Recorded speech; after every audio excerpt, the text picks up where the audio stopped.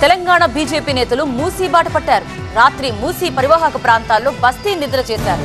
20 బస్తీల్లో 20 మంది ముఖ్య నేతలు బస్తీ నిద్ర చేశారు. అంబర్పేట్, తులసిరాంనగర్ లో కేంద్ర మంత్రి కిషన్ రెడ్డి బస్తీ నిద్ర చేశారు.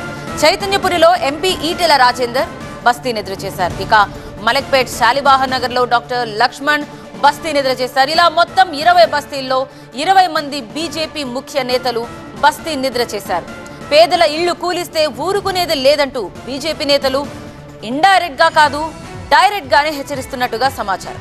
మూసీ పునర్జీవంపై సమగ్ర నివేదికకు బీజేపీ నేతలు పట్టుబడుతున్నారు. రాత్రి బస్తీవాసులతో మాట్లాడారు కమలం పార్టీ నేతలు. సర్కార్ మూసీ పునర్జీవ ప్రాజెక్ట్ గురించి పరివాహక ప్రాంతాల ప్రజలు ఏమనుకుంటున్నారా అని ఆరా తీశారు. ఇవాళ ఉదయం 9 గంటల వరకు ఆయా ప్రాంతాల్లోనే ఉండబోతున్నారు బీజేపీ ముఖ్య నేతలంతా.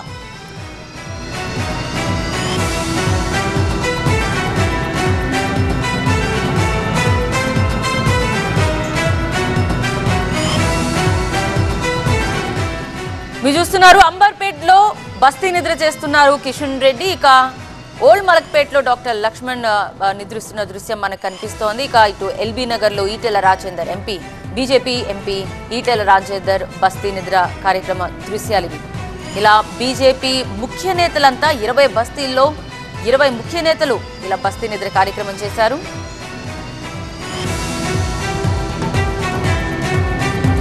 రైట్, మా ప్రతినిధులు సిద్ధంగా ఉన్నారు లైవ్ లో. అంబర్పేట్ నుంచి కిషన్ రెడ్డి బస్తీ నిద్ర చేస్తున్న ప్రాంతం నుంచి లైవ్ రిపోర్టింగ్ చేయడానికి లక్ష్మీకాంత్ లైవ్ లో ఉన్నారు. ఓల్డ్ మలక్పేట్ నుంచి నూర్ లైవ్ లో అందుబాటులో ఉన్నారు. ఎల్బీ నగర్ నుంచి మా ప్రతినిధి జ్యోతి, ప్రిన్సిపల్ కరెస్పాండెంట్ జ్యోతి లైవ్ లో అందుబాటులో ఉన్నారు. మొదటగా లక్ష్మీకాంత్ వద్దకు వెళ్దాం.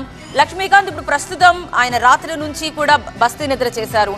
9 గంటల వరకు ఈ బస్తీ నిద్ర కార్యక్రమం ఉండబోతుంది. ఇప్పుడు ప్రెసెంట్ ఈ షెడ్యూల్ ఎలా ఉండబోతుంది? ఎవరినైనా కలవబోతున్నారా? అక్కడికి చాలా మంది కిషన్ రెడ్డితో మాట్లాడడానికి ఎవరైనా బస్తీవాసులు రాబోతున్నారా? ఎలా ఉంటుంది? ఇప్పుడు ప్రస్తుతం నేను Amberpet, Tulasiramnagar area, Musi river bed ఏరియాలో ఉన్నటువంటి అంబోజీ శంకరమ్మ ఇంట్లో నేను ఉన్నాను. ఈ ఇంట్లోనే రాత్రి బస్తీ నిద్ర కార్యక్రమంలో పాల్గొన్నారు. ఇక్కడే నిద్రిస్తున్నారు కిషన్ రెడ్డి. ప్రస్తుతం నా బ్యాక్ డోర్లో ఉన్నటువంటి అంబోజీ శంకరమ్మ అనే ఒక మహిళ సంబంధించిన ఒక వృద్ధురాలకు సంబంధించిన ఇల్లు ఇది. ఈ ఇంట్లోనే రాత్రి నిద్రించిన కార్యక్రమం చేపట్టారు. మనం చూడొచ్చు లెఫ్ట్ సైడ్ వచ్చేసి ఇది మూసీ రివర్ బెడ్. ఈ ప్రాంతం మొత్తం కూడా దాదాపు 55 కిలోమీటర్ల పొడవునా ఉండే మూసీ రివర్ బెడ్. ఈ సవాల్ను మొత్తం కూడా రేవంత్ రెడ్డి, తెలంగాణ సీఎం రేవంత్ రెడ్డి ఇచ్చిన సవాల్ను స్వీకరిస్తూ కేంద్ర మంత్రి, బీజేపీ రాష్ట్ర అధ్యక్షుడు కిషన్ రెడ్డి ఆ సవాల్ని స్వీకరిస్తూ బస్తీ నిద్ర కార్యక్రమంకి వచ్చారు. ఇక్కడ నిన్న రాత్రి చూసుకుంటే సాయంత్రం ఇక్కడికి చేరుకున్న కిషన్ రెడ్డి ఈ అంబర్పేట ప్రాంతం, తులసిరాంనగర్ ఏరియాలో మొత్తం గల్లీ గల్లీ పర్యటన చేస్తూ అందరినీ పలకరిస్తూ నేనున్నానంటూ భరోసా ఇచ్చే కార్యక్రమం చేశారు. ఆ తర్వాత 7:30 నుంచి రాత్రి 9:30 వరకు ఇక్కడనే ఉన్నటువంటి తులసిరాంనగర్ పోచమ్మ గుడి దగ్గర రోడ్డు పైన బైఠాయించి అక్కడ రచ్చబండ కార్యక్రమం నిర్వహించి మహిళలతో, వృద్ధులతో, కాలనీవాసులతో మాట్లాడుతూ మీకు నేను అండగా ఉంటానని ఇప్పుడు మాటిస్తున్నాను. ఎటువంటి పరిస్థితుల్లో కూడా ఎన్ని లక్ష బుల్డోజర్లు వచ్చినా కానీ ఒక ఇటుక కూడా ఇక్కడ మూసీ ఏరియా ఉన్నటువంటి ఇళ్లను కూల్చలేరని పెద్ద ఎత్తున సవాల్ చేస్తూ కిషన్ రెడ్డి మొత్తం పర్యటన చేశారు. అందరితో మాట్లాడే ప్రయత్నం చేశారు. అయితే కిషన్ రెడ్డి ఈ సవాల్ చేసిన నేపథ్యంలో, అదేవిధంగా తెలంగాణ సీఎం రేవంత్ రెడ్డి సవాల్ చేసిన నేపథ్యంలో ఆ సవాల్ని స్వీకరిస్తూ కిషన్ రెడ్డి కూడా ఒక గట్టి సవాల్ని అయితే విసిరారు. నేను మొత్తం కూడా కాపురాన్ని, కుటుంబాన్ని ఇక్కడనే షిఫ్ట్ చేసి ఇక్కడనే 3 నెలలు ఉంటా, ఏదైతే రేవంత్ రెడ్డి సీఎం ఇచ్చారో ఆ స్టేట్మెంట్ సవాల్ను స్వీకరిస్తారంటూ కూడా పెద్ద ఎత్తున కామెంట్ చేయడం మొత్తం కూడా రాజకీయంగా మొత్తం కూడా చర్చనీయాంశమైంది. కిషన్ రెడ్డి ఎటువంటి పరిస్థితుల్లో ఒకటే డిమాండ్ చేస్తున్నారు, ఇక్కడ మాత్రం మూసీ రివర్ బెడ్కి సంబంధించిన ప్రాంతంలో ఇళ్లను కూల్చరాదు, కాకపోతే వీటికి శ్రమధనం ఈ మూసీ ప్రక్షాళన చేస్తామంటే మాత్రం సహకరిస్తాం.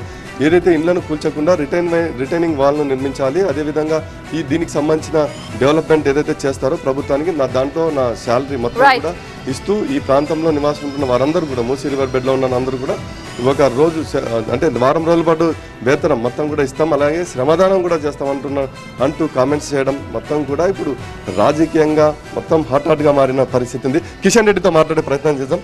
సార్, కిషన్ రెడ్డి గారు, రాత్రి నుంచి కూడా మీరు ఇక్కడనే మూసీ రివర్ బెడ్ పక్కనే నిద్రిస్తున్నారు, ఎలా అనిపించింది? నాకు పెద్దగా ఇది మూసీ రివరు, ముఖ్యమంత్రి గారు అన్నట్టు ఇక్కడ దోమలు ఉన్నాయి, అనేటువంటి ఏదో పెద్ద అందరినీ భయపెట్టించేటువంటి ప్రయత్నం చేయడం జరిగింది.